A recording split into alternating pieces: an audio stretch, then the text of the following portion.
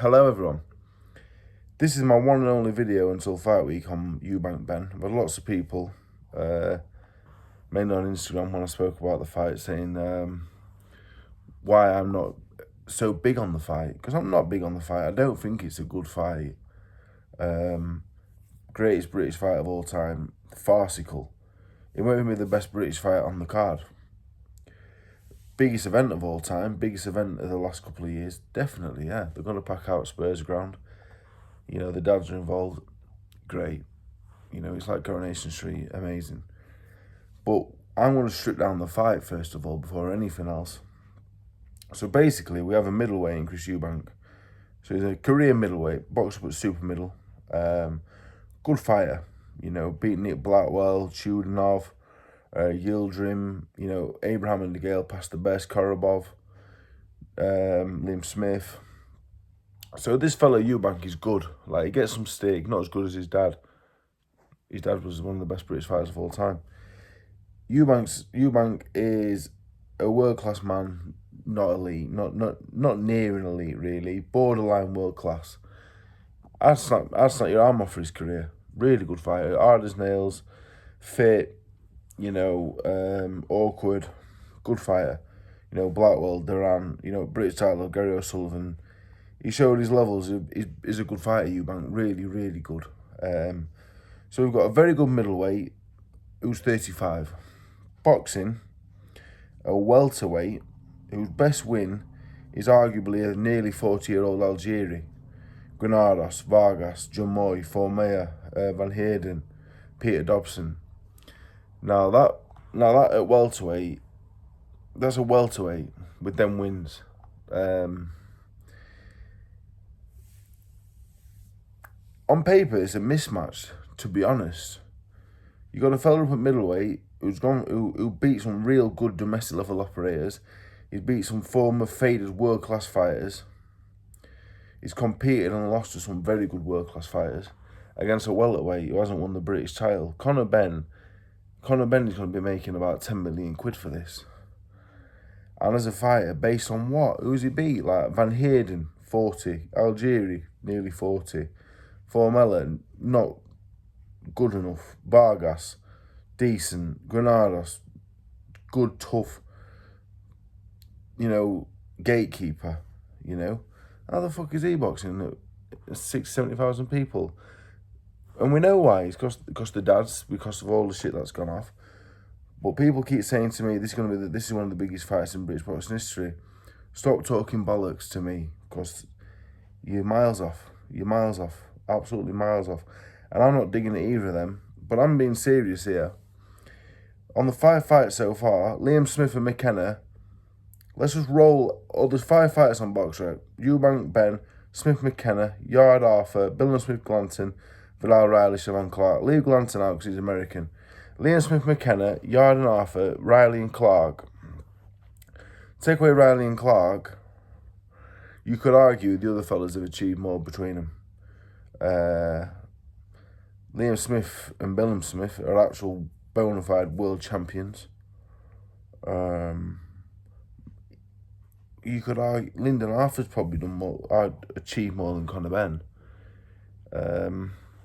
So here's what people have been asking me, like, and I'm just saying, look, this is what it is. This is what it is. It's a faded middleweight.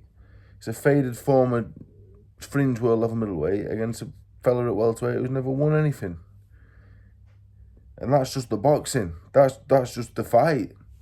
Don't get me fucking started on the rest of it. That's just the fight there. So, will I watch it?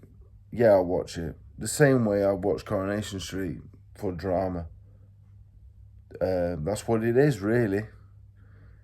Conor Benn, look, when he was banging Granados, when he was banging Algerian and Van Heerden out, I got excited. I thought, come on, yeah. Because you know what? I watched on Conor Benn's, same card as Conor Benn a few times. He watched on the undercard, actually. I was getting excited. I've known him, I've been around him years ago. The nicest fella you could ask to meet. Lovely kid he was. Very nice. Now, I know loads of boxers on the TV, off the TV. On the TV, I just think, what an arsehole. In person, fantastic. So, hopefully, and I've been told by people that still spend time with him, he's sound. But his TV persona, I can't warm to it. I don't like it. So the bit that really gets me back up is he failed the test. I don't know the ins and outs. I genuinely don't know. I haven't looked into it. All I know is this stuff was in his system. Whether they've put enough doubt in people's minds that how it got there. But at one point or other, that was in his system, and it was flagged up and they found it. Now that's enough for me to go, fucking hell, ban him. Now that's not even the worst part of this situation. The worst part is the last however long, 2.5 years, just been absolute, just madness, really. I haven't got a clue what's going off. I don't know. I think that's what irritates me more.